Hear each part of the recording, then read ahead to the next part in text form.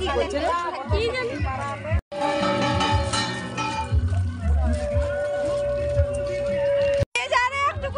জায়গা পাবো না।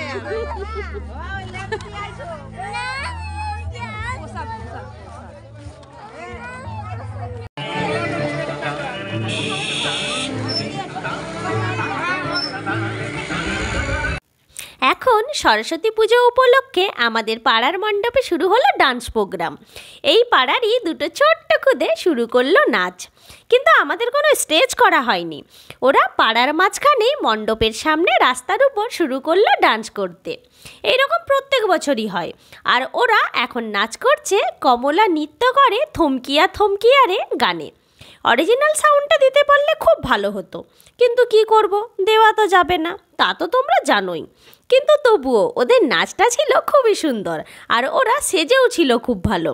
এরপর আরও খুদেরা আছে নাচ করার জন্য। পুরো ভিডিওটা দেখতে থাকো, তোমাদের অবশ্যই ভালো এবং অন্যরকম লাগবেই।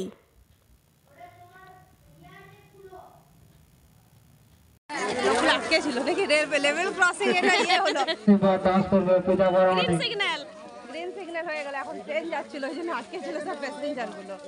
সেই ইয়েটা রেল গেটটা খোলার পর কেমন ভিড় হয়ে যায়। দর্শক গুলো দেখো তো বসে আছে।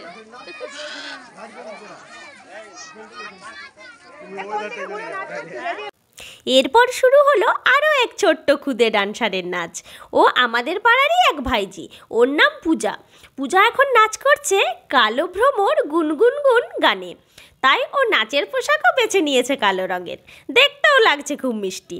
আর ও নাচেও কিন্তু খুব সুন্দর, সেটা তো ওর তোমরা নাচ দেখেই বুঝতে পারছো।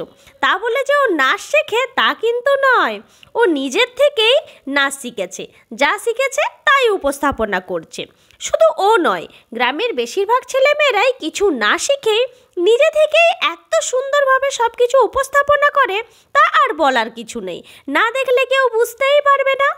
পূজার আগে যে দুজন নাচ করলো, সেই দুটি মেয়েও কোনো প্রশিক্ষণ ছাড়াই এত সুন্দর নাচ আমাদের উপহার দিল।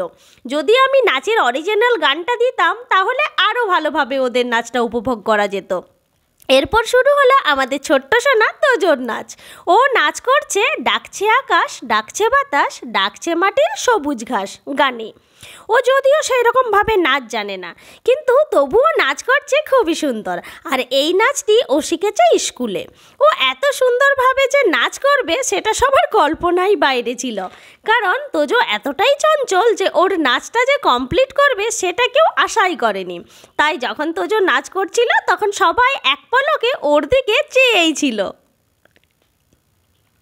যাই হোক, এবার ওর নাচটাও প্রায় কমপ্লিট হতে চলেছে। তো শেষ পর্যন্ত ও নাচটা কমপ্লিট করলো।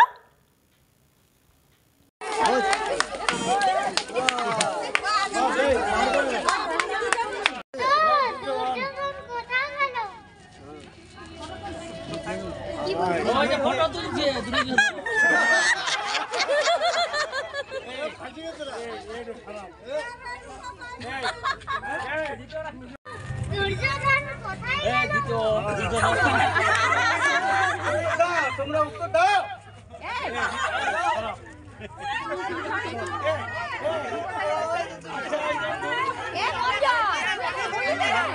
ঠিক আছে,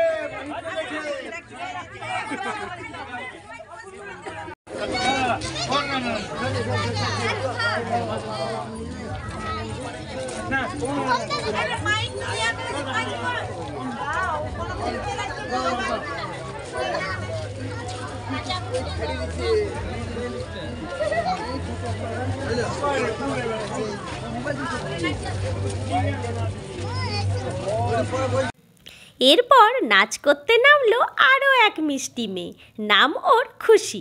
যেমন ওর নাম তেমনি ওর নাচেও খুব খুশি মনে, তাও আবার নিজে নিজে শিখেই, মানে কোনো প্রশিক্ষণ ছাড়াই। সত্যি এই খুদেরা যদি কোনো ভালো প্রশিক্ষণের হাতে পড়তো, তাহলে তো আরও ভালো নাচ করতো।